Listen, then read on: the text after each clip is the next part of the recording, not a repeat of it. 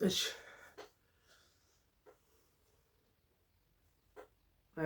እንደምን አላችሁ የተከበራችሁ ባለሙያዎቻችን። ሰላምታዬ በያላችሁበት ይድረስ ብያለሁ። እንግዲህ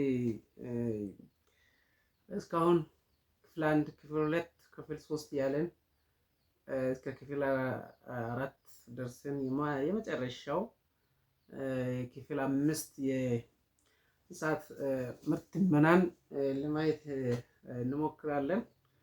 እንግዲህ ልክ እንስሳት ተዋጽኦ እንደሚተመን ሁሉ ተዋጽኦን ለማግኘት ስጋ ለማግኘት ወተት ለማግኘት ቅቤ ለማግኘት በጣም መረሳት የሌለበት ፓርት ላይ ነው የደረስነው ማለት ነው። ለዚህ የእንስሳት መኖ ስለዚህ መኖ በሰጠነው ቁጥር ነው ምርት ተዋጽኦ የምናገኘው። አሁን ብዙ ጊዜ ዝም ብሎ እንስሳት ቁጥር ብቻ ስላለ ምርት ይጠበቅ በጣም ኋላ ቀር እርባታ ዘዴ ላይ ነው ያለ ነው እና እዚህ ላይ መኖ ምርት መተመን በጣም ጠቃሚ ነው። ባለፈውም የእንስሳት እድገት አሰላል በአመቱ ምን ያክል ፐርሰንት እንስሳቶቻችን አድገዋል የሚለውን ጄጅ ለማድረግ የአኒማል ግሮዝ ሬት በፐርሰንት ያው አስልተናል። ክፍል 3 ላይ ይህን አይተናል። አሁን ያን ያክል የእንስሳቶቻችን በየአመቱ የሚያድጉትን ሬት ግሮዝ ሬት ማየቱ ጠቀሜታው ከመኖ ጋር ለማጣጣም ነው። ስለዚህ እንስሳቶቻችን አሁን ለምሳሌ አሁን ያለነው 2018 ላይ ነው። ከሁለት ዓመት በኋላ ከ3 ዓመት 21 ወይ ከ4 ዓመት በኋላ 2022 ላይ የሾንዶ ወረዳ እንስሳት በዚህ ደረጃ ላይ ሊደርስ ይችላል ተብሎ ጄጅ ለማድረግ የግሮዝ ሬቱን ሰርተናል። እንደሚጨምር ይታወቃል። ምክንያቱም ሰው ይወለድና ቤተሰብ ጋር ያድጋል። አግብቶ ሲወጣ ወይም ነፍስ ሲያቅ እሱም የራሱን ከብት የመግዛት በተለያየ እንትን የከብት ባለቤት የሆነ ነው የሚሄደው ወጣቱ። ያ ማለት ሰው ሲጨምር ባለቤትነት መብቱን ያስከብራል። እንስሳት ቁጥር ይጨምራል ይታወቃል። ስለዚህ ላሉን እንስሳት ያለን መኖ በቂ ነው አይደለም የሚለው ደግሞ እስካሁን የተረሳ ስራ ነው። ለዚህም ነው ወተት ምርት ዝቅተኛ ነው፣ ቅቤ ምርት ዝቅተኛ ነው፣ አይብ ዝቅተኛ ነው፣ ስጋ ዝቅተኛ ነው፣ እንቁላል ዝቅተኛ ነው። እስካሁን እንደውም መች ከፍተኛ ላይ እንደምንገባ የራሱ በጣም አሳሳቢ ነው። ለምንድን ነው ከተባለ እንስሳቱ መብቱ እየተጠበቀ አይደለም። ማግኘት ያለበት መኖ ባለማግኘቱ ምክንያት መስጠት ያለበትን ተዋጽኦ ስላላገኙ የሚለውን በደንብ መያዝ ተገቢ ነው። ስለዚህ ስንታመን ወደ መኖ ምርት ትመና ስንመጣ ግጦሽ ለምሳሌ አሁን የወል ግጦሽ የጌል አርሶ አደር በየግቢው እንስሳቱን የሚያሰማራበት ግጦሽ አለው። ያ ግጦሽ በሄክታር ይያዛል። አርሶ አደሩ ከእርሻ ማሳ ቀጥሎ ለእንስሳቱ ምንም ቢሆን ጠባብም ብትሆን ሳይተው ሁሉንም አርሶ አይጨርስም። ስለዚህ እሱን መዝግቦ መያዝ ነው። በሄክታር የወል መሬት ሊኖር ይችላል። እንደ ቀበሌ ደረጃ በእድር ደረጃ ወል ግጦሾች አሉ። ግጦሽን በተመለከተ ማለት ነው። ስለዚህ ምንተምነው ከነኝ ሶርሶች መንገድ ዳር ላይ አሁን ለምሳሌ ሰው የሚተላለፍባቸው መንገዶች ላይ ከአጥር እና አጥር መካከል ብዙ መኖ ማግኘት ይቻላል። እኛ እኮ አጭዶ ማብላት ልምዳችን ስላልዳበረ እንጂ ብዙ መኖ የሚባክነው መንገድ ዳር አካባቢ በጣም ብዙ መኖች እንስሳትን ህይወት ሰስቴን ማድረግ የሚችሉ ብዙ ምርት መጨመር የምንችላቸው መኖች አሉና እነኝን ታሳቢ ማድረግ አለብን። ቋሚ ተክሎች ውስጥ ለምሳሌ ፍራፍሬ ሰብል ካለ እዛ ውስጥም ይበቅላል። በተለምዶ አረም የምንለው መኖ ነው። ለኛ እንስሳቱን እኮ መመገብ እንችላለን። አረም ተብሎ ተመንጥሮ የሚጣለውን በአግባቡ ሰብስበን እኮ ብንመገብ ወተት ምርት፣ ስጋ ምርት መጨመር እንስሳቶቻችን እንዲወፍሩ ማድረግ ይቻላል ማለት። ስለዚህ በተከለሉ ደኖች ለምሳሌ አሁን ተጠብቆ ፒኤፍኤም ተጠብቆ ያሉ ደኖች ውስጥ ደኑን ሳነካ ከስር እኮ የእንስሳት መኖ እኮ መሰብሰብ እንችላለን። አብዛኛውን ጊዜ በቃ የኛ ነገር ሁሉ ባህላዊ ሆነን በጣም የተቸገርን ያለ ከቋሚ ሰብሎች። አሁን ይሄን ስንወስድ ወደ ሰብል ተረፈ ምርት ድራይ ማተር ወደ ሰብል ተረፈ ምርት ስንገባ ደግሞ ከተለያዩ ብሪ ሰብሎች፣ አገዳ ሰብሎች፣ ቋሚ ሰብሎች እንደ እንሰት፣ ሸንኮራ አገዳ፣ ስራ ስር፣ እንደ ድንች እነዚህ መሰሉ በጣም ሙዝ ቋሚ ሰብሎች የሙዝ አምባዛ ከተቆረጠ በኋላ ያ ግንዱ ቾፕ ተደርጎ ተቆርጦ በጣም የተለያየ አዲቲቭ ተጨምሮ እንስሳቱን መመገብ ይቻላል። የሙዝ ግንድም ዝም ብሎ ነው የሚበዘብሰው አምባዛ ከተቆረጠ በኋላ። ይሄ ለምንድን ነው? አርሶ አደሩን በእውቀት አልደገፉም። ለዚህ ነው ሁሉም ነገር ወደ ባለሙያ ነው የሚመጣ። እንግዲህ አርሶ አደር ይሻይል ምናምን አንዳንዴ እንዛን ገለመሌ አያስፈልግም። እኛንን እኮ እሱን እንዴት እንደምናሳምን ኤክስቴንሽን አፕሮች አግሪካልቸራል ኤክስቴንሽን ኤንድ ኮሚኒኬሽን ተብሎ የአርሶ አደርን ሳይኮሎጂ እኮ በልተን እኮ ነው። ያን እኮ ኢምፕሊሜንት አድርገናል ወይ? ጥያቄውን ለራሳችን ነው። በጣም እኔ እንደ ባለሙያ በጣም ስለሚቆጨኝ ነው ይሄን ያክል እንትን ውስጥ ሆኜ ቢሶት ውስጥ ሆኜ እኮ ይሄን ስልጠና ይሰራል። ከሌሎቹ በጣም ይሄ ቢሶት ሲያስገባ እንስሳት በየቦታ መንገድ ላይ ታስሮ ስቃይ ያየ በዝንብ የተበላ ማየት የተለመደ ነው። ምን ኃጢአት ሰርቷል እንስሳ?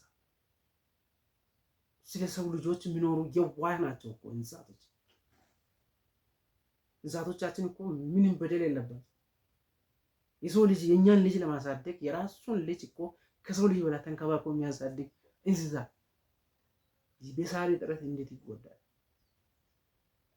እንደኔ አይነት እንደናንተ አይነት በዲፕሎማ በዲግሪ በማስተር ያልሸመደድ ነው ምን አለ? ለምንድን ነው ይሄን ተግባራዊ ማድረግ ያቃተን? ራሳችን መጠየቅ አለብን ብዬ አስባለሁ። ስለዚህ እነኚህ ምንጮቻችን የመኖ ምንጮች ከዛ ውጪ ሌላ ደግሞ የመኖ ምንጭ ቤት ውስጥ በልተን ያቀረብነው ከወፍጮ ቤት የጠላ አተላ የአረቄ እነኚህ ሁሉ የጠጅ የተረፈ ምርቶች እኮ አጠቃላይ እንስሳትን እኮ ህይወት ሰስቴን ነው ህይወት ሰስቴን ማለት ነው። maintenance you do not feed our animal for only maintenance በህይወት እንዲቆይ ብቻ አንመግብ። ኮዝ እሱ ማግኘት ያለብንን ነገር ለማግኘት ደግሞ አዲሽናል ነገር መስጠት አለብን። ያ ካልሆነ አይሰጡም። የሚራገሙ አሉ። ወተት ስቅነስ ይኮን ነማገዶ ትይሸበ ይበቅ ኡፓበት እንደዚህ ነገ ዶቲሽ ነገ ሎቲሽ ኦፒ ቤት ነው አሞች ዳፋው ተኮ ሪቦኛል ብሎ ስለማይነገር መርገም አለብን። ስለዚህ በጣም ችግር ውስጥ ነው ያለን እና ይሄን ሁሉ ቅድም የተባለው እኛ ሳናቅ ከመንገድ ዳር መሰብሰብ ያለብን በጣም ብዙ የመኖ አማራጮችን ማግኘት እየቻልን ትኩረት ሰጥተን አልሰበሰብንም። ስለዚህ ይሄን በደንብ ትኩረት ማድረግ አለብን ብዬ አስባለሁና ሌላው በዚህ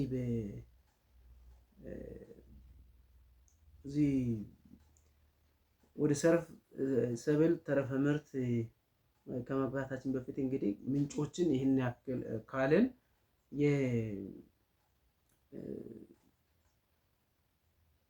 የተፈጥሮ ግጦሽ ምርት ይመናል ነው ያለን ማለት ነው። እንግዲህ ይሄ ደግሞ ፓራሜትር ተቀምጧል። ከአንድ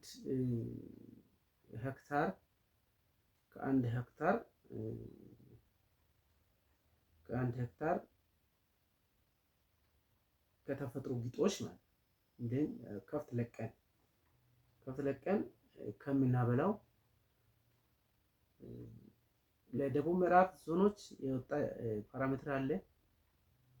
ለማዕከላዊ ዞኖች እንግዲህ ይሄን ስል ያው አሁን በመዋቅር ደረጃ የተለያየንን ነገር ግን ይህ ማኑዋል ሲታተም ያው አንድ ክልል ላይ ስላለን ማዕከላዊና ደቡብ ምዕራብ ተብሎ ነው ለሁለት ተከፍሎ መጣ። እንግዲህ ለማዕከላዊ ዞኖች ለነ ጉራጌ ለነ ሀዲያ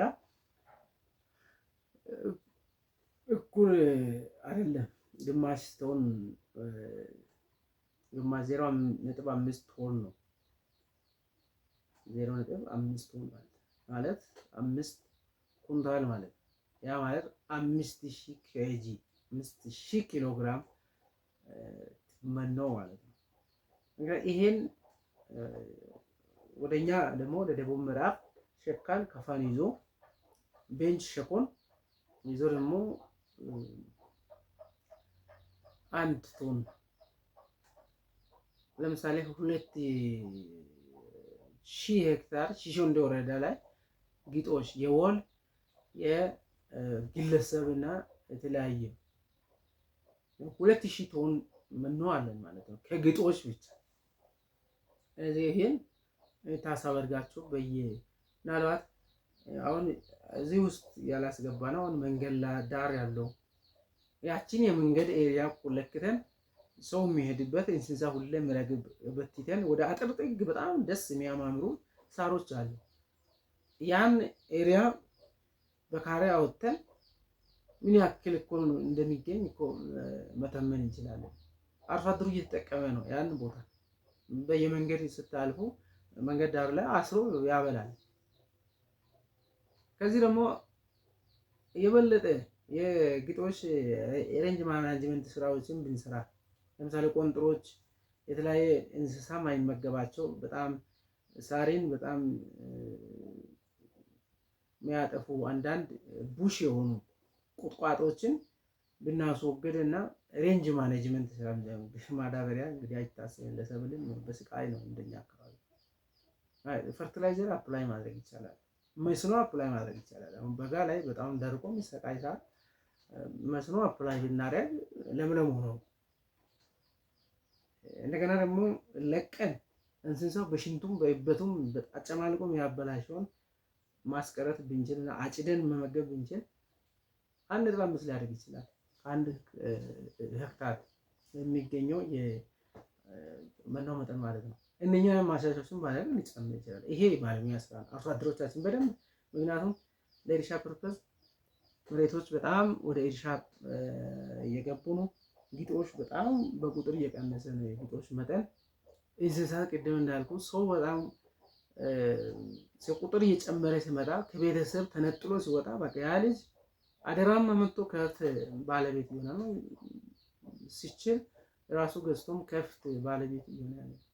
ይህን ሲስተም አጭዶ የመመገብ ዘዴን ማናስተምር ከሆነ ከዚህ በኋላ ከእንስሳት የሚገኘው ተዋጽኦ የማግኘት እድላችን ዜሮ ላይ ነው። ስጋ ሳናይ እኮ እድሜያችን አልፎም ልንሞት እንችላለን። እንቁላል ሳናይ ምክንያቱም ኑሮ በጣም እየተወደደ ነው ያለው። እንስሳቱም ተንከባክበን እንስሳቱ ቤት ውስጥ ኢንተንሲቭ ማኔጅመንት ሴሚ ኢንተንሲቭ ውስጥ ማስገባት ማንችል ከሆነ ወተት ማግኘት እድላችን አሁን ወተት ማግኘት በጣም ሬር ኬዝ ነው። ወተት የሚያክል ውድ ሆኗል። በጣም ስላልተሰራበት ነው። በጣም ኤክሰስ የሆነ ወተት ነው። ለራሳችን ለልጆቻችን በደንብ ተጠቅመን ራሳችን በጣም ሳንጎሳቅል ለገበያ አወጥተን ሽጠን ገበያችን ማሳደግ እንችልበት እድል እኮ ሰፊ ነበር። ስለዚህ እነኝን ደግሞ ለማምጣት እነኝን ለማሻሻል ቅድም ያልኳቸው ፓራሜትሮች መጠቀም ተገቢ ነው የሚሆነው። እንግዲህ ከተፈጥሮ ግጦሽ ያለውን የአተማመን ዘዴ እንግዲህ እንደኛ አካባቢ ማዕከላዊ ዞኖችን ለጠቅላላ እውቀት ምናልባት ዩኒቨርሲቲ ስትገቡ ሌላ ለኮሌጅ ስትገቡ እዛ ለትምህርት ሊጠቅማችሁ ይችላል። ግን እንደኛ አካባቢ ከአንድ ሄክታር 1 ቶን በሚሎ ታሳቢ አድርገን መገመት እንችላለን ማለት ነው። እንግዲህ የተፈጥሮ ግጦሽን በዚህ መልኩ ከተረዳን የሰብል ተረፈ ምርት ትመና የሰብል ተረፈ ምርት ትመና ላይ እንዳለን። ስለዚህ ምናልባት እስካሁን ያለውን ነገር እንግዲህ እስካሁን ዩቲዩብ ላይ እስከ ክፍል 3 ለቅቅ ያለው ምናልባት የዳታ ጉዳይ ዋይፋ ጉዳይ ምናልባት አሳሳቢ ሊሆን ይችላል። በተለያየ አማራጭ ዋይፋ ያለበት ቦታ ላይ የምንገኛ ይሄን ተጠቀሙ ብዬ እመክራለሁ። ምናልባት ዳታ የሌላችሁ ዋይፋም መጠቀም ማትችሉ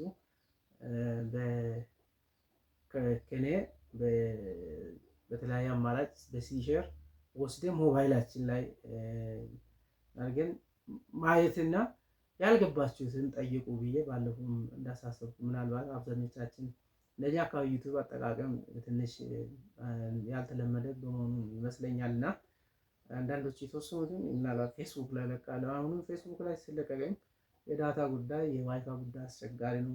ይሄ ይገባኛል፣ ግን በተሻለ መጠን ፌስቡክም እኮ ዳታ ሳንገዛ ነው። ለዚህ እንደውም ገዝተን ይሄ እውቀታችን የማዳበር ስራ ላይ ብታተኩሩ የሚል ምክር ለመስጠት ፈልጋለሁ እና ከተፈጥሮ የግጦሽ ምርትመና ወጣ ስንል ደግሞ የድርቆሽ ድራይ ማተር ወይም የሰብል ተረፈ ምርት what does mean by dry matter? ሰብል ተረፈ ምርት ምን ማለት ነው? ድርቆሽ ምን ማለት ነው? ስለዚህ ተረፈ ምርት የሚባለው ሰው ልጅ ሁማን ቢንግ ኔቸር ሰው ልጅ በተፈጥሮ ለራሱ ብሎ ማይለፋውና ለራሱ ብሎ ለፍቶ ተንከባክቦ አጭዶ ወቅቶ የራሱን ምርት የለሱ ምግብ የሚሆነውን ከወሰደ በኋላ የቀረው ገለባ የምንለው ማለት ነው። ለኛ ገለባ ለእንስሳት ምንድነው? ምግብ እና ይሄን ደግሞ በጣም አንዳንድ ከሰሜን የመጡ ሰዎች ካልሆኑ እንደኛ አካባቢ ብዙም አልተለመደም። ምክንያቱም እኛ እስካሁን በጣም ተፈጥሮ ላይ ጥገኛ ሆነን የቆየ ነው። ተፈጥሮም የተመናመነ እንደ ድሮ አይደለም። ወተት ምርት ቀንሷል። ደኖች የተመነጠሩ፣ ደን ሲመነጠር ደግሞ ምንጮች እየቀነሱ ይመጣሉ። ንጹህ ውሃ ካላገኘ ወተት ምርት የለም። እንስሳው አይወፍርም። ካልወፈረ ስጋ የለም። አሁን ብዙ ሰው በቃ ስጋ እናንተ ያላችሁ ስጋ እንዲሆን ምን ይደረግ እንዴ? ስጋ ለማግኘት ይሄን እኮ በየማሳ የምታቃጥለውን ድርቆሽ ሰብስብ። ስጋ እሱ ነው እና ይሄን ሲል ባለሙያዎቻችን ይሄን ምክር ሀሳብ ሰጥተናል ወይ? ማንም መስማት በጣም አሳፋሪ ነገር ነው። አራደር እኮ ባህላዊ ዘዴ እንዲከተል ከሆነ እኮ እኛ እናስፈልግም እኮ ሌላ እኛ ያለ እንዴት ነው ባህላዊ ዘዴ የሚከተለው? በጣም ትኩረት ሰጣችሁ እንዲሰሩ በጣም አደራላችሁ እፈልጋለሁ። የሰብል ተረፈ ምርት ለመተመን አንደኛ በደንብ እንድትከታተሉ ፈልገው የሰብል ተረፈ ምርት ማሰል እያለ ለምሳሌ የሰብል ሽፋን በሄክታር ምን ያክል በቆሎ ቀበሌያችን ላይ በየኑ ይገመገማል አይደል? በልግ ማጠቃለያ ላይ በበቆሎ የተሸፈነ ማሳ፣ በማሽላ የተሸፈነ ማሳ፣ በጤፍ የተሸፈነ ደጋፊ ሰብል ተብሎ ማለት ነው። ሀጉ የውጭ ሽቁ በገብስ የተሸፈነ በተለያየ በቦሎቄ እነኝን ዳታ መያዝ አለብን። ዳታ ከያዝን በኋላ ይሄን ያልኩ ያለሁት ማሰላይ ያለ ሲያበሉ በቆሎ አልተመነጠም ይዘለያል። ዘንድሮ ይሄን ያክል ምርት ይጠበቃል የሚለውን ለመተመን ነው። ከማሳ ከተነሳ በኋላ ሌላ ዘዴ ነው፣ እሱን መጣበታለሁ። ስለዚህ ማሰላይ ያለ ሬሾ ኢንዴክስ የሚባል ሬሾ ኢንዴክስ ወይም ሬሾ ማለት ንጻሬ ማለት ነው። ሬሾ ንጻሬ ወይም ንጽጽር፣ ኢንዴክስ አመላካች ወይም ገላጭ። ሬሾ ኢንዴክስ ወይም የገላጭ የንጽጽር ገላጭ ማለት ሬሾ ኢንዴክስ ማለት እንግሊዝኛ የንጽጽር ገላጭ የንጽጽር አመልካች ምን ማለት ነው? ቅድም ብያለሁ። ሰው ልጅ ለራሱ ስንዴን ሲዘራ ገለባ ለመብላት አይደለም። የስንዴን ፍሬ ወስዶ ዳቦ ወይም ቆሎ ለመብላት ወይ ሊሸጥ እንጂ ገለባ ለገለባ ብሎ አይደለም። ፐርፐዝ ብለ ከስንዴ ምርት ለመጠቀም ነው፣ ለእንስሳት ብሎም አለማም። ስለዚህ መጣል የለበትም ያለ እንደ አኒማል ሳይንስ ኤክስፐርት። ስለዚህ ይሄ ከስንዴ የተረፈውን ሰው ልጅ የራሱን ድርሻ ከወሰደ በኋላ ይቃረስ ንጽጽር ይቀረው ማለት ነው። ስለዚህ ይሄ እንዴት ነው የሚገኘው? ሰው ልጅ የወሰደው ለምሳሌ ከአንድ ሄክታር በቆሎ ማሳ አለ። በቆሎ ወደ ጎተራ ገብቶ ተፈልፍሎ የበቆሎ ኩንታል በኪሎ ወይ በቶን ወይ በኩንታል በፈለግነው ዩኒት ለክተን እናስቀምጣለን። ወይ ሰፍረን ወይ በኪሎግራም ወይ በቶን ወይ በኩንታል። ያን በቆሎ ለማግኘት ያን ኩንታል አንድ ጎተራ በቆሎ ሊሆን ይችላል። አንድ ጎተራ ለማግኘት የተመነጠረበት ገለባ አለ። ኮመሮ ባር ኮመሮ ለምሳሌ በቆሎ ላይ እሱን ደግሞ እንመዝናለን። ግልጽ ማለት እሱ ተመዝኖ የሰብሉ ምርት ክብደት ሲካፈል የሰብሉ ተረፈ ምርት ክብደት እኩል ይሆናል። ሬሾ ኢንዴክስ ዋት ኢዝ ሬሾ ኢንዴክስ ማለት ይሄ ነው። ለምሳሌ ከሁለት ጥማድ ሰውዬ 10 ኬሻው ያያ 10 ኩንታል በቆሎ በማይረባው ወቅት ዘርቶ እንበልና ብዙ ገለባ ተገኘ። ለምሳሌ 7 ኩንታል ገለባ ቢገኝ 10 ሲካፈል ለ7 ሬሾ ኢንዴክስ ኳልቱ 1.7 መጣ ማለት ይሄ ማለት ነው። ስለዚህ ሬሾ ኢንዴክስ ኢች ሰብል ያንዳንዱ ሰብል በዚህ መልኩ ጤፍ ወቅትን የጤፍ ፍሬ በኩንታል በኪሎ በጣሳ ሊሆን ይችላል፣ በኩባያ ሊሆን ይችላል። በቃ እናንተ በአካባቢያችሁ ያለውን መለኪያ ተጠቅሙ። ግን በዓለሚያ ደግሞ ኪሎ ወይ ኩንታል ወይ ቶን ነው። ስለዚህ የተገኘው የጤፍ ፍሬ መጠን በኩንታል በቶን ወይም በኪሎግራም ተመዝኖ ለጭዱ ተመዝኖ የተቀመጠ የጭድ ክብደት ለዛ ተካፍሎ የሚመጣው ሬሾ ኢንዴክስ ይባላል። ስለዚህ ይሄ የስሌት ዘዴ ሰብሉ ማሳ ላይ ያለ ጤፉ ሳይታጨድ በቆሎ ሳይመነጠር ገብስ ሳይታጨድ ቦሎቄ እዛ ማሳ ላይ ያለ ይሄን ዘዴ የምንጠቀመው ይሄን ከተጠቀምና ይሄን ውጤት ካየን በኋላ አርሶ አደሩን ምን ለመምከር ነው? ከአንተ ማሳ ይሄን ያክል ደረቅ መኖ ይጠበቃል፣ ስለዚህ እንዳታበላሽ ብለን ምክር ሀሳብ ለመስጠት ይጠቅማል። ማሳ ላይ ያለ ማለት ስለዚህ እያንዳንዱ እዚህ ላይ ሬሾ ኢንዴክስ ወይም የንጻሬ አመልካች እዚህ ላይ ተቀምጧል። ለምሳሌ የስንዴ 1.5 የስንዴ ሬሾ ኢንዴክስ ብዙ አንቸገርም ማለት ነው። ገለባውን ለመለካት ገና መከራ ነው። እዚህ ተወቅቶ እዚህ በእሳት የተቃጠለ እያየን ገና አንድ ማሳ ውስጥ ያለውን ገለባ ገና ተሸክመን ለካለን። ውሸት ነው። አናደርግም። ስለዚህ ነው መሰለኝ እዚህ አስቀምጠዋለሁ። 1.5 ሬሽዮ ኢንዴክስ የስንዴ ማለት ነው። የገብስ እንዲዛ ነው አብዛኛው። ይሄ ማለት ሬሽዮ ኢንዴክስ አነስተኛ ሲሆን አብዛኛው ነገር ኤዲብል ነው ማለት ነው። ለእንስሳ ምግብነት ትንሽ ነው የምጣለው ማለት ነው።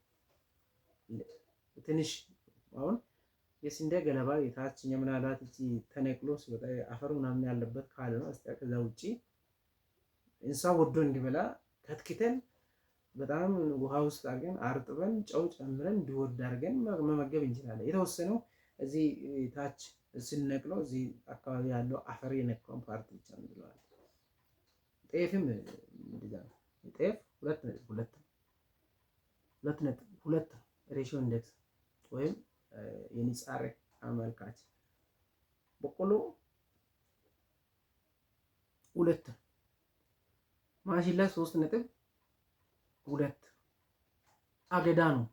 በቆሎና ማሽላ እንግዲህ ምናልባት ሌላ መካኒዝም ካላመጣነት ወይ ኢንዱስትሪ መጥቶ የበቆሎን አገዳ ይሄ እናቶች እንደ ማገዶ የሚጠቀሙበትም ፈጭቶ ምን ብሎ የሆነ ነገር አድርጎ ካላመጣ በስተቀር አሁን ባለው ኮንቴክስት በቆሎ አገዳን እየመገብን ያለ። ግን ሲቸገር አሁን በጋ ጊዜ ሲቆረጥም ታያላችሁ። ያው መከራ ማያደርገው ነገር የለም። መከራ ሁሉን ነገር ሰውም እኛም ስንጠግብ ማር እኮ ይመራል አይደል? ቅቤ ያስጠላናል። እንስሳውም ችግር ጊዜ ይቆረጥማል። አሁን እዚህ ላይ ማንዋሉ ላይ ግን መብላታችን ተብሎ የተቀመጠው እኛም በዚህ ነው ስልጠና እየሰጠን ያለ ነው። 3.2 የማሽላ የበቆሎ 2.02 ማለት ነው። ጥራጥሬ እነ ባቄላ እነ አተር ይዞ የነሱ 1.4 ሙሉን መመገብ እንችላለን። ባቄላ ላይ ብቻ ጠንከር ያለው እና ግንዱ አካባቢ የጠነከረውን ፓርት ብቻ ቆርጠን ጥለን ቀሪው ለምግብነት እንስሳት ምግብነት ማዋል እንችላለን። ስኳር ድንች 80% ለምግብነት ይውላል ተብሎ ይታሰባል። አንዳንዴ በጣም ጠንከር ያለው በጣም በሌግን ነው በፋይበር ኮንቴንት የበለጸገውን ያን ጥለን እንስሳው ወዶ የሚመገበውን ፓርት 80% የሚያዘው የቀይ ስኳር ድንች፣ ነጭ ስኳር ድንች እነኚህ ነጩ ሲሆን 80% ነው። ያኛው 100% ነጭ ስኳር ድንች መመገብ እንችላለን። ዳጉሳ 0.5 ነው ሬሽዮ ኢንዴክስ። ነጭ ስኳር 0.3 ነው። ቀይ ዳጉሳ 1.5 ነው ሬሽዮ ኢንዴክስ። በእናንተ ቀበሌ ምናልባት ትንሽዬ እንደው ብዙም ማሳ ያለውን ገለባ መሸከም አዳጋች ቢሆንም ትንሽዬ ወይ 2/3 ወይም 5/1 የሆነ ኤሪያ ላይ ያለውን ጤፍ አጭደን ያቺ ጤፍ ወቅተን የጤፍ 1 ኪሎ ግራም ሊገኝ ይችላል።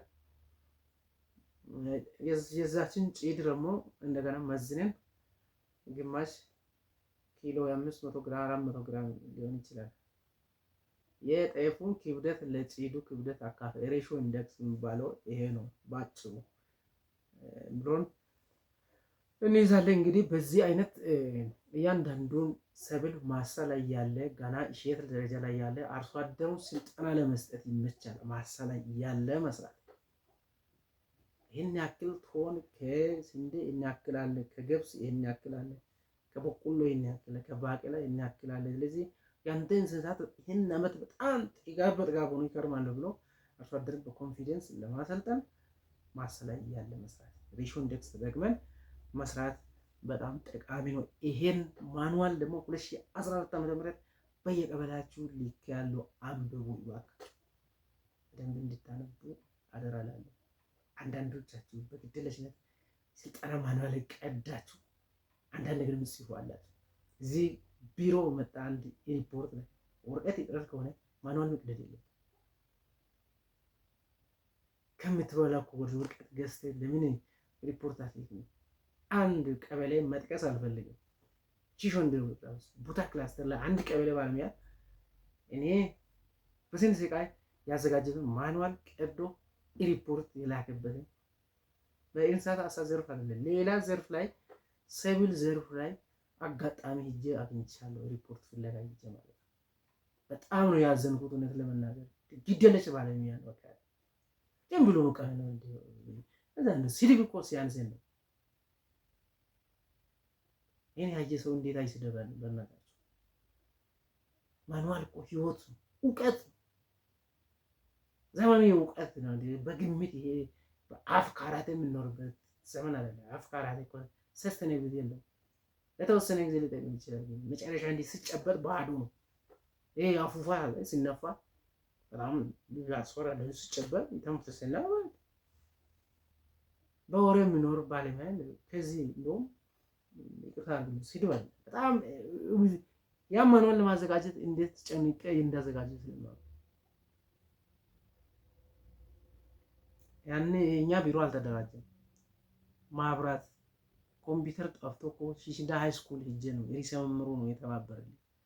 እንዲያርጌ የላከው እናንተ እውቀት ያሳድጋል ብዬ የላኩት ማኑዋል ቀዶ ሪፖርት የላከ ባለሙያ አዝናለሁ። ለእውቀት ቦታ የለው። እውቀት ጾም መብቃት አለበት። እውቀትን እስከመቼ ነው የምንጾመው? ድንቁርናን መጾም አለብን። ስለዚህ ይሄ ለሙያችን ክብር ካለመስጠት የመነጨ ነው። ግዴለሽነት ነው ብለን ነው ቀበሌውን ለወደፊት መጥቀስ ይቻላል። ግን ለአሁኑ ለባለሙያው ሞራል ስላል መጥቀስ አልፈልግም። ስለዚህ የሄደውን ማኑዋል በጥሩ ቦታ አስቀምጣችሁ ማንበብ አለብን። እናንተ በዚህ ውስጥ ብትወጡ እኮ በእናንተ ቦታ የሚገባ ባለሙያ ማንበብ የሚፈልግ እኮ ሊሆን ይችላል። ለምን ታበላሻላችሁ? እና ይሄን በደንብ እንታጠን ፈልጋለሁ።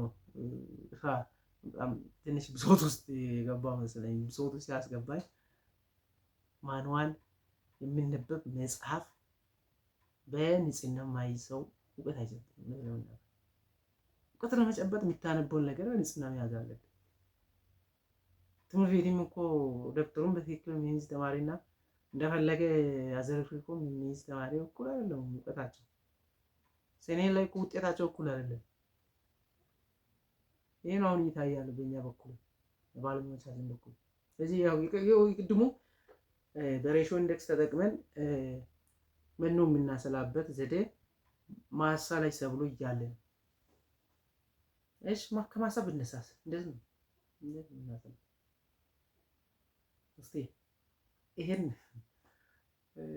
ያው እናንተ በሌላችሁበት መለፍለፍ ባይሆን ክላስ ውስጥ ቢሆን ይጠይቅ ነበር። እንግዲህ አሁን ኦንላይን ስልጠና ቢሆን መጠየቅ ይቻላልና ከማሳ ሰብሉ ከተነሳ እንዴት ነው? በቃ ከማሳ ተነስቷል አይቻልም። መክረም ነው ዘዴ አለ።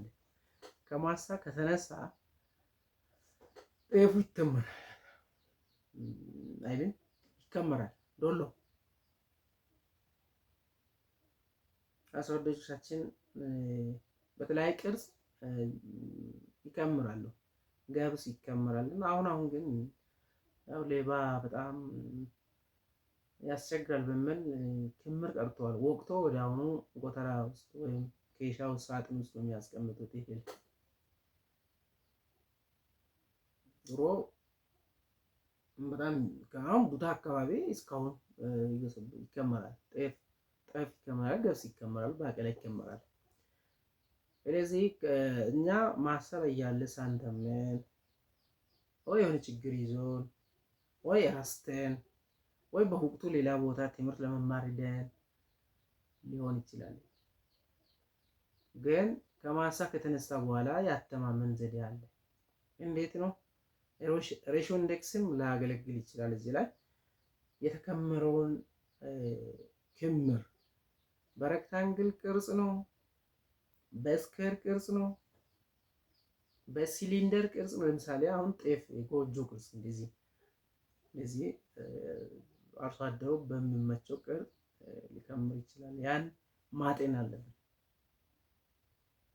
በሬክታንግል ቅርጽ ለምሳሌ ይሄን ጠረጴዛ ሬክታንግል ነው የጠረጴዛ በጠረጴዛ ቅርጽ በዚህ ቅርጽ ቢከመር እና ለምሳሌ ላይ ዝናቡ እንዳይገባ ሸራ ሸፍኖ ቢያስቀምጥ የሬክታንግል ቅርጽ በሬክታንግል ቅርጽ በጣም የረጋ ተብሎ በደንብ ያልረጋ ተብሎም እንትን ይላል ኮንሲደር ይደረጋል። ለምሳሌ አሁን ጤፍ ትናንት ተሰበሰበ ወይ ተነቀለ፣ ከሳምንት በኋላ ክምር አለ። ጤፍ በተለያየ ቅርጽ ሊሆን ይችላል፣ ሬክታንግል ሊሆን ይችላል፣ እንዲህ ክብ ሊሆን ይችላል፣ ሲሊንደር ቅርጽ ሊሆን ይችላል፣ በጎጆ መልክ ሊሆን ይችላል። ስለዚህ እሱን ከተከመረ ከሁለት ቀን በኋላ ሂደን ያልረጋ በሚለው ነው የሚይዘው። ምክንያቱም እየቆየ ሲሄድ በጣም እየተያዘ በደንብ እንደውም እንዲህ ነክተን በጣም ጥብቅ ይላል። ያ በደንብ የረጋ ተብሎ በደንብ ያልረጋ ተብሎ በሶስት ነው እሱ ለእውቀታችሁ።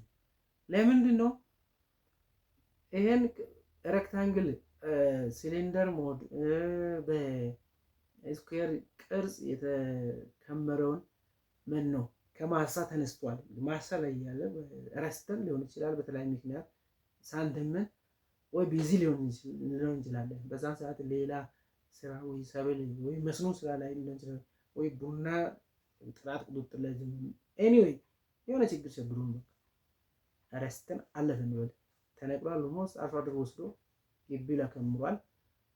እዛ ያለ ደግሞ መተመን አለበት፣ ምንም መቅረት የለበትም። አቋም ይዘናል።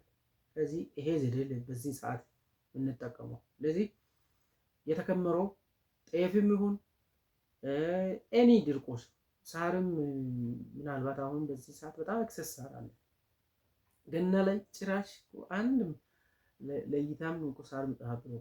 ያኔ እንስሳቶቻችን እንዳይቸገሩ አጭደን ልንከምር እንችላለን። ኖት ኦንሊ ሰብል ተረፈምርት ድራይ ማተር ሳርም አጭደን ልንከምር እንችላለን። እነሱም የያዘውን ቅርጽ መጀመሪያ ሬክታንግል ነው። ሬክታንግል ቅርጽ እንደዚህ ለት ይሄ ጠረጴዛ ሬክታንግል ነው። እንዲህ ቁመት አለ፣ ወርድ አለ፣ ወደ ታች ደግሞ ሄት አለ። ይሄን ደግሞ እንዴት ነው ያዘው? እቺን ዲያሜትር ዲ ብሎ ነው ያለው። ለምሳሌ ይሄን ሸልፉን ብንወስድ ሸልፉ እንዲህ ርዝሜት አለ፣ እንዲህ ቁመት አለ። ይሄ ደግሞ ጎን ነው። ይሄ ፓርት በዚህ ውሰዱና የተከመረው ክምር ይሄንን ኤ ብለን እንይዝ። ይሄ ጎን እንዲህ ያለው ማለት ነው። አስዩ እነኚህ መንጻፎች መኖ እንበል የተከመሩ መኖች ናቸው ብለን ብንይዝ እነኚህ ይሄ ቮሊዩም ማለት አሁን ቮሊዩም ይለካ ነው። ጋር ሜዠሪንግ ቮሊዩም ምን ያክል ቦታ ይዟል የሚለውን አሁን ይለካ ያን ስናገኝ ነው ምን ያክል ቶን ከምን ያክል ቮሊዩም ምን ያክል ቶን ሊገኝ ይችላል የሚለው ራሱ የተቀመጠ ፎርሙላ ስላለ ማለት ነው። ስለዚህ እንይዛለን። ይሄን ደግሞ ቢ ምክንያቱም መኖ የሰበሰብነው ክምር የሰበሰብነው ያጨድነው ሳር ወይም የተወው ከማሳ የመጣው ጤፍ እንደ ብዛቱ ሊሆን ይችላል። ብዙ ጤፍ ሆነ ብዙ ቁመት ይኖረው ይችላል፣ እንዲህ ሊሰፋ ይችላል። it's depend hectares of land። ስለዚህ ይሄን ስንይዝ ፎርሙላው እንግዲህ ኤ ሲባዛ ኤ ብለናል። እንዲህ ወደ ጎን ያለውን ኤ ብለናል፣ ወደ ታች ያለውን ቢ ብለናል። ኤ ሲባዛ ይሄ ሲባዛ ይሄ ቁመት ሲባዛ ይሄ ጎን ዲያጎናል ይሄ ዋን ኦቨር አንድ ሁለተኛ ዲ ሲምፕል ነው። ብዙም ሳሳብ የለም። ስለዚህ ይሄን በመጠቀም እንዲህ በሬክታንግል ሞድ የተከመረውን ጤፍ ሊሆን ይችላል፣ ገብስ ሊሆን ይችላል፣ ወይ አጭደን ያስቀመጥነው መኖ ሊሆን ይችላል። በዚህ መልኩ የምናገኘው ውጤት ሊሆን ይችላል። ስለዚህ በዚህ መልኩ መተመን እንችላለን ማለት ነው። ምናልባት ትንሽ ሰሌዳ ቢኖር በአስፋይ ጥሩ ነበረ። ግን ስልጠና ቅድም የቀደዳችሁ ባለሙያዎች የወሰዳችሁት ስልጠና ማኑዋል ሰጥቼ ሰሌዳ ላይ ሌክቸር አድርገን ሰጥቷቸው አብዛኞቻችሁ አልሰራችሁ። ስልጠና በወሰዳችሁ ይልቅ ሪፖርት አላካችሁ። ይልቁንም ማኑዋል ወደ መቅደድ ነው የገባችሁ። ይሄ ጥሩ አይደለም። በኢቲክስ ራሱ ጥሩ አይደለም። ጥሩ ኢቲክስ አይደለም እና እሱን ሪፈር አድርጎ ጠይቁ እያለ አሁንም ቢሆን ያልገባችሁን ጠይቁ። መጠየቅ ለ5 ደቂቃ ጅል ያደርጋል። ያለመጠየቅ እስከ ዕድሜ ልክ ጅላጅል ያደርጋል። who asks for 5 minutes only, who don't ask remains a fool forever. እስከ ዕድሜ ልክ ያለመጠየቅ ጅላጅል ሲያደርግ መጠየቅ እስከሚታገል ለ5 ደቂቃ ይችላል። ይሄ ፕሮቨርብ በጣም ጠቃሚ ነው። ጠይቁ። እናንተን ለመደገፍ ነው እዚህ ወረዳ ላይ የተቀመጠው። ስለዚህ ቪዲዮም ስታዩ ይሄም ምናልባት የኔ አገላለጽ ትንሽ ሲያደነጋግራችሁ ደውላችሁም ጠይቁ። ባገኛችሁት አጋጣሚ ብትጠይቁን ለማስረዳት ዝግጁ ነን። ለማስረዳት ነው እንግዲህ የተከመረው ጤፍም ሊሆን ይችላል። የኔ ሰብል ከማሳ ተነስቶ ማሳ ላይ ያለ ሬሽዮ ኢንዴክስ ወይ ንጻሬ አመለካች ሳንጠቀም የተነሳውን ሰብል ለመተመን እንግዲህ ወደ ክምር መጥቷል ማለት ነው። የመጣው ሰብል ደግሞ ጤፍም ሊሆን ይችላል፣ ገብስ ወይ ባቄላ ወይ አተር ሊሆን ይችላል። ይሄ ሰብል ይባላል። ወይ ምስር ሊሆን ይችላል። ይሄ ምን ያክል ይዘት ይዟል፣ ይሄን ያክል ቮሊዩም ከያዘው ምን ያክል ቶን ይገኛል የሚለውን አሁን ለማግኘት ታርጌታችን። ስለዚህ የተከመረው ወይ ዶሎ ነው የተከመረው በሲሊንደር ወይም በክብ ቅርጽ ቢሆን ክብ ለምሳሌ እንደውም በምናስረዳ እቺን አሁን ለምሳሌ እቺን ይሄን መነጽር ያዘነች እቺን እንደው ለኤግዛምፕል ልጠቀም ብዬ ነው። ስለዚህ እቺን እንደው ሲሊንደር ብናረግ ሲሊንደር ጤፍ ማለት ነው። ለምሳሌ ጤፍ ከመር እንዲህ ክብ የሆነና ነገር ግን ላይ በኩል እንዲህ በደንብ እንደዚህ ሾጠጥ ብሎ ሳይሄድ እዚህ ላይ ቆሞ ደግሞ አርሶ አደር አሁን ዝናብ እንዳይገባ ሸራ ሸፍነው ወይ የሆነ ጨፈም ሊሆን ይችላል ዝናብ እንዳይገባ ለመከላከል አድርጎ ሊሆን ይችላል። ግን ጤፋችን ወይም ገብሳችን ግን ከስር ሲሄድ እንዲህ ሰርክል ክብ ቅርጽ ይዞ ወደ ላይ ይሄድና ነገር ግን እንደዚህ ሾጠጥ ሳይል እዚህ ላይ ቆሞ ሸራ ቢሸፍን ይሄ ነው ክብ ቅርጽ ማለት። ስለዚህ ለዚህ ደግሞ የተቀመጠው ፎርሙላ በዚህ ሰርክል አለ። ቤዝ ላይ ሰርክል አለ። ባልዲን አስዩም አድርጉ። በባልዲ ቅርጽ ተከመረ ብንል ባልዲ በታች በኩል አንድ ሰርክል አለ ክብ፣ ላይ በኩል ደግሞ አፉ ላይ ሌላ ሰርክል አለ። ይሄን ደግሞ ዲኖት ያደረግነው በኤ ነው እዚህ ማኑዋል ላይ። ስለዚህ ኤ ስኩዌር because here is one circle, here is one circle, another circle, a square ሲባዛ እዚህ ምን አለ? የጤፋችን የገብሳችን ብዛት ቁመት ከፍ ሊል ይችላል። ከዚህ በታችን እስከዚህ ሊሆን ይችላል። ኤይት አለ ቁመት ከስር በዙ ጀምሮ የከመረን ወደ ላይ ያደገ ያደበት ነው። ኤይት ሲባዛ 0.6 0.6 ይሄ ደግሞ በሜትር ኩብ ነው የሚቀመጠው። ሁሉም በሜትር ኩብ ነው የሚቀመጠው። በክብ ቅርጽ የተከመረው ድራይ ማተር ወይ ድርቆሽ ኤ ታይምስ ኤ ምንድነው ኤ ሲሊንደር ይቅርታ ክብ ሰርክል ማለት ነው። ሁለት ሰርክል ነው። የላይ በኩል አንድ ሰርክል አለ፣ ታች አንድ ሰርክል አለ። ባልዲን በርሜልን እንደ ኤግዛምፕል ይሰጡና ሁለቱ ሰርክል ትዋይስ እንደማለት ነው። ኤ ስኩዌር ሲባዛ ኤች ቁመቱ ማለት ሲባዛ 0.6 እንዲህ አድርገን ቮሊዩሙን ማግኘት ይችላል ማለት ነው።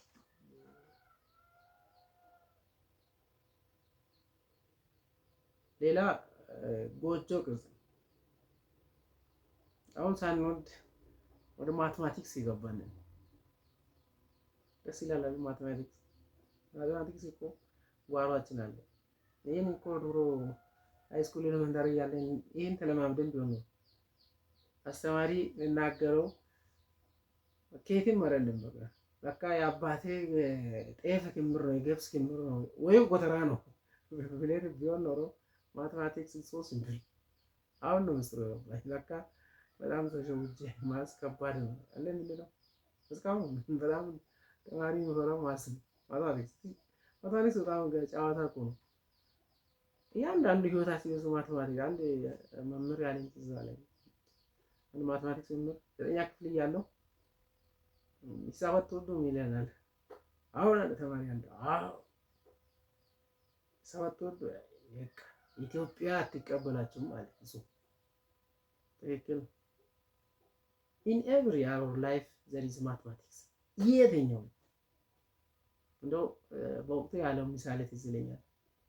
ጨው ወጥ ሰርታችሁ ሽሮ ሰርታችሁ እንደ ዲስታችን ስፋትና ጥበት ምን ያክል ጨው ልጨምር ሬሾ ማትማቲክስ። እናንተ ማስን ብትጠሉ ማስ ከእናንተ አንድም ገንዘብ አንድ ሰከንድ ዞር አይልም ያለን ትዝ አለኝ። ነው ይሄ አሁን ድራይ ማተር ደረቅ መኖ ከማሳ ከተነሳ በኋላ በክምር ላይ እያለ ለመተመን ሂሳብን የማትማቲክስ እውቀት አሁን እዚህ ላይ ስፔሻሊ ጂኦሜትሪን አፕላይ ማድረግ ግድ ነው ማለት ነው። አሁን ረክታንግልን እንደ ምሳሌ አንስተናል። ኪብ ወይም ሲሊንደር ብለው ማለት ነው። ሲሊንደር ፎርሙላ ነው ይሄ። ኤኒዌይ ሲሊንደር ፎርሙላ ነው። ስለዚህ ሶስተኛው ጎጆ ቅርጽ ነው። ጎጆ ቤት፣ ሳር ቤት ከስር እንዲህ አለ፣ ጣሪያ አለ፣ እንዲህ ላይ በኩል ሽበት ይላል። ስለዚህ ይሄን ለመጠቀም ደግሞ አሁንም ጎጆ ቅርጽ ላይ ልክ እንደ ግን እዚህ ላይ ልዩነቱ ምንድን ነው? የቅድሙ ሲሊንደር ነው። እዚህ ላይ አንድ ሲሊንደር አለ፣ ሰርክል ክብ፣ እዚህ ላይ አንድ ክብ አለ፣ ኤ ስኩዌር። ይሄን ለመስራት በጎጆ ቅርጽ እየተከመረው ነው። አብዛኛውን ጊዜ ጓሯችን አባቶቻችን ጓሮ ያለ ጤፍ ክምር ጎጆ ቅርጽ ነው። ጓሯዎች ያለ አባቶቻችን የአርሶ አደሮችን ጤፍ ክምር በደንብ ተመልክታችሁ ይሄን በደንብ አነጻጽሩ የሚል ምክር አለኝ። ይሄንን በጎጆ ቅርጽ የተከመረውን የድርቆሽ ክምር ምን ያክል መኖ ይዟል የሚለውን ለማወቅ እንዲህ ሄት አለ፣ ሁለት ክብ አለ፣ አንድ ክብ አለ፣ አንድ ክብ አለ። ኤ ስኩዌር ታይምስ ኤች ቁመት ታይምስ 0.6 ይሄም በሜትር ኩብ ነው የምናስቀምጠው። እንዲህ ካደረግን በኋላ ጤፍ ክምሩ አርሶ አደሮቻችን ሸራ ሳይሸፍኑ ጤፉ በራሱ ጊዜ ውሃን ያፈሰሰ ሳይበሰብስ እንዲኖር የሚጠቀሙት ዘዴ እዚህ ሌላ አካባቢ እንዲሾጠጥ ይላል። እንዲሾጠጥ ስትል ምን ይሰጣል? ኮን የሚባል ጂኦሜትሪ ላይ you can refer your previous geometry knowledge መጠቀም ትችላላችሁ ላይ እቺ ከዚች በላይ ሁለት ክቦችን ከተጠቀምን በኋላ የክብ ቅርጹ የሲሊንደሩን ፎርሙላ ከተጠቀምን በኋላ ነገር ግን ከዚህ በላይ እንደዚህ ሾጠጥ ብሎ አጨ ኢቦኑ ሀለቴ ሲስተም በለ ከዚህ በላይ አለች። ይሄን እዛ ላይ ያለችው የቀረችው መኖን ለመተመን የምንጠቀመው ኮን ፎርሙላ ነው። ማትማቲክስ ዩካኒስ ኮን ፎርሙላ በዚህ መልኩ የመኖ ምርታችንን እንተምናለን። እንግዲህ ብዙም ከባድ አይደለም። ስለዚህ የመኖ አቅርቦትና ፍላጎቱን ለማስላት ካልን በኋላ እንግዲህ አርሶ አደሩ ምክር እንሰጣለን። ያለው እንስሳት ቁጥር ከግጦሽ ከማሳ አጠገብ ያስቀመጠው ግጦሽ ቅድም ታሳቢ አድርገናል። 1 ሄክታር 1 ቶን ደረቅ መኖ ይገኛል ብሎ አሰብተናል። እንግዲህ ጥማድ ሊሆን ይችላል፣ የጥማድ ግማሽ ሊሆን ይችላል። እንደ ማሳው መጠን ያስቀመጠው ያመረተውን ሰብል አጠቃላይ ከነኚህ ተሰብስቦ አመት ውስጥ እንስሳቱ እኮ ይበቃል አይበቃም የሚሆን ደግሞ ነው የመኖ አቅርቦትና ፍላጎት አሰላላል። ይሄ ደግሞ ምን ያክል እንስሳት ዴይሊ ፊድ ሪኳየርመንት እንስሳ ምን ያክል በቀን ይመገባል ቶታል ላቭስቶክ ዩኒት የሚል ዘዴ አለ። በዛ ተሰልቶ የእንስሳው ክብደት ይሄን ያክል ክብደት ያለው እንስሳ በቀን ይሄን ያክል መኖ ያስፈልጋል። አሁን ጥጃና ትልቅ በሬ እኩል አይመገቡ ይችላሉ። መካከለኛ እድሜ ያለው ወይፈን ወይም ጥጃ ወይ ትልቅ በሬ እኩል አይመገብ ይችላል። እንደየ እድሜያቸው ከፋፍለን አሁን ደግሞ እዚህ ላይ መቸገር የለም። አንድ ጥጆችን ሰዎች ትልቅ በሬዎችን ሰብስበን ለጥጃም ወይም እንትማሳት የለም። እንደየ እድሜያቸው ጥጃ የሚመገበው ትንሽ ነው። መካከለኛ እድሜ ያላቸው እንስሳት የሚመገበው ደግሞ እንደዛ የተለየ ነው። ትልቅ ሰንጋ ወይም ትልቅ እርሻ በሬ እኩል አይደለም። ስለዚህ ይሄን ደግሞ ለመለየት ምን ያክል ቶታል ላቭስቶክ ዩኒት ነው የሚለውን ለማወቅ ለምሳሌ አንድ እንስሳ 250 ኪሎ ግራም ቢሆን የማትማቲክስ ነው አስዩም ሳፖዝ ነው ያለ ማትማቲክስ የተማርነው እንግዲህ ወደ ማስ ይመጣል። ዳልጋ ከብት ደግሞ አንድ ቶታል ላቭስቶክ ዩኒት ከ10 በጎች ጋር እኩል ይላል። ይሄ ደግሞ 0.8 የጋማ ከብቶች ይሆናል።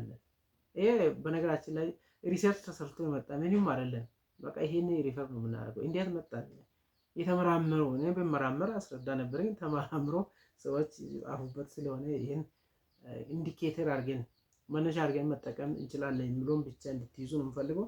ለአንድ ቶታል ላቭስቶክ ዩኒት የሚያስፈልግ ደረቅ መኖ መጠን ስለዚህ 250 ኪሎ ግራም የሚመዝን እንስሳ 2.5 በመቶኛ ማለት ነው ፐርሰንት ነው። 250 ለ100 ስታካፍሉ 2.5 ይመጣል። በፐርሰንት ስለሆነ ፐርሰንት የሚሰላ በመቶኛ ነው። ስለዚህ እኩል ይሆናል 2.5 ሲባዛ የእንስሳው ክብደት አስዩም የኛ በሬ ሄርት ገርዝ የደረት መለኪያ ተጠቅመን 250 ኪሎ ግራም የሚመዝን በሬ ቢኖረን ይሄ በሬ በቀን 6.2.5 ኪሎ ግራም ድራይ ማተር ያስፈልጋል። 6.2.5 ኪሎ ግራም ማለት በየቀኑ ከዚህ በታች እኛ ሳናዘጋጅ ይሄን ምክር ሀሳብ ሳንሰጥ እንዝላል ሆነን ይሄን ባገኘው 2 ኪሎ 3 ኪሎ ቢያገኝ እንስሳው በየጊዜ እየመነመነ እየከሳ እርሻ ላይ ወስዶ ቢጠምድ 3 ሰዓት ላይ ግደለኝ ብሎ ይተኛል። ይቀበጥ ነው ያው መደብደብ አይደለ በጅራፍ ወይም በዱላ መጨየጥ እንጀልጣለን እንመታለን። አባቶቻችን ይዘው የሚቀኛው ነው እንዴ አይደለም። እኔ ያልኩ በቀን ይበላል ያን ቀንበር ያን ሞፈር ተሸክሞ የኛ የምንፈልገው እርሻ ማለት አልቻለም። በቃ የኛ ጥፋት እኮ የሱ አይደለም።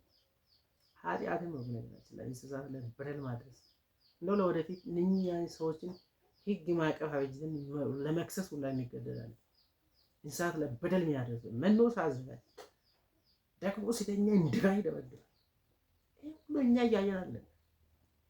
ባለሙያዎቻችን በደንብ አስቡ። ስለዚህ በቀን 6.25 ኪሎ ግራም ደረቅ መኖ ድራይ ማተር የሚያስፈልግ ከሆነ በአመት 300 አቅም ጋር 365 ቀን ነው። ስለዚህ 2.281 ቶን መኖ ይሄ አንድ በሬ ላለው ሰውዬ 10 ከብት ቢኖረው ይሄን በ10 ማብዛት ወደ 22 ነጥብ ከምናምን ቶን መኖ ያስፈልጋል። ግዴታው ነው። ይሄን ማዘጋጀት ካልቻለ ቀሪውን ሽጠ ሌላ ስራ ወይ ነግድ ወይ ቤት ቆጥሮ ስራ ወይ ሌላ አማራጭ እንዲሰራ ማለት ነው። ዝም ብሎ ለስም ብቻ 20 ከብት 25 ከብት እንስሳትን አሰቃይቶ እሱም ተሰቃይቶ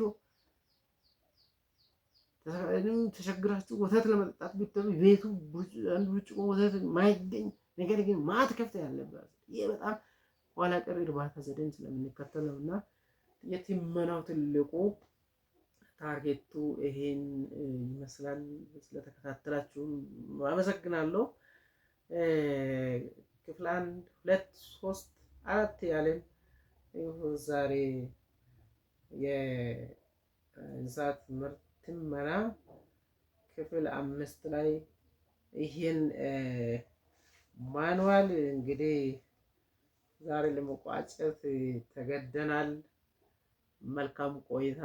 በጣም ስለተከታተላችሁ አመሰግናለሁ። አንዳንዶቻችሁ ዩቲዩብ ላይ ገብታችሁ አየለ ገብረ ማርያም በስሜ የከፈትኩትን ዩቲዩብ ሰብስክራይብ ያደረጋችሁ እዛ ኮሜንታችሁን አስቀምጡ። የእናንተ አስተያየት ለኔ እውነት ለመናገር ትልቅ አቅም ነው። አንዳንዶቻችሁ ጓደኞቼ እንደውም ከእንስሳት እርባታ ባለሙያ ይልቅ ሌላ ሙያ ላይ ያሉ አካውንቲንግ፣ ኢኮኖሚክስ የተማሩ ሰዎች ናቸው አስተያየት የሰጡኝ። እንደዚህ እናንተም ተጠቀሙ።